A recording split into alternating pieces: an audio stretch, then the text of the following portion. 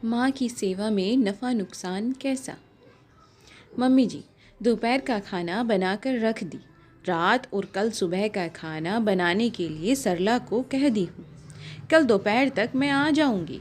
Mummy की तबीयत खराब है, जाना ज़रूरी है।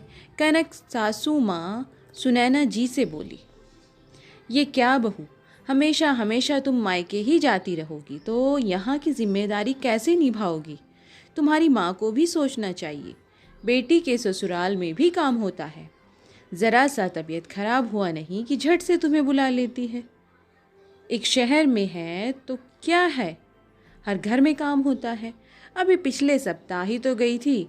सुनैना जी कनक से बोली। मम्मी जी, मम्मी की तबीयत खराब है तो मैं जाती हूँ। वैसे भी कौन सी जिम्मेदारी यहाँ का मैं नहीं निभाती हूँ। जो भी काम है पूरा करके ही जाती हूँ। सिर्फ एक दो समय का खाना बनाना रहता है, उसके लिए सरला को कहकर जाती हूँ। वो मेरी मम्मी है, उसके प्रति भी मेरी कोई फ़र्ज़ है।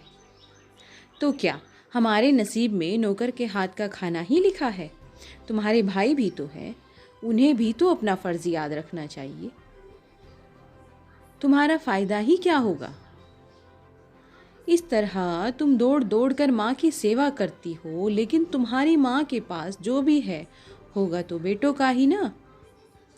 तो फिर इस तरह तुम्हें परेशान होकर क्या फ़ायदा। कैसी बात कर रही है मम्मी, मेरा भाई दूसरे शहर में रहता है, वो मेरी तरह बार बार नहीं आ सकता। फिर माँ की सेवा में नफ़ा नुकसान कैसा, ये भी तो बात है।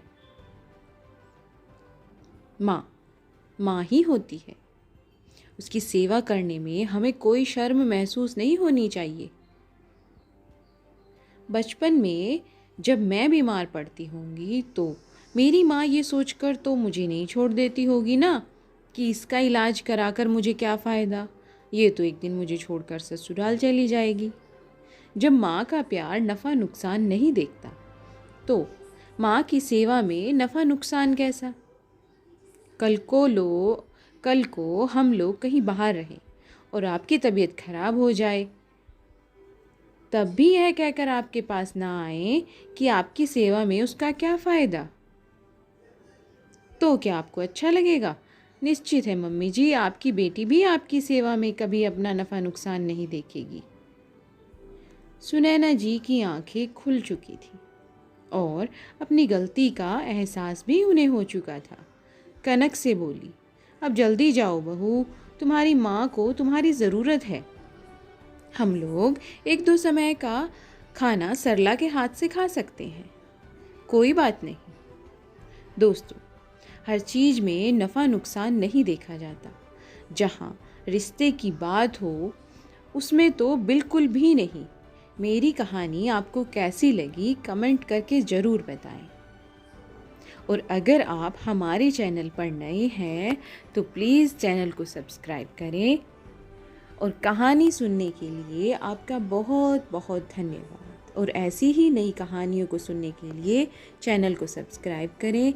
मिलते हैं आपको एक नई कहानी के साथ, नए समय पर और एक नई वीडियो के साथ। धन्यवाद।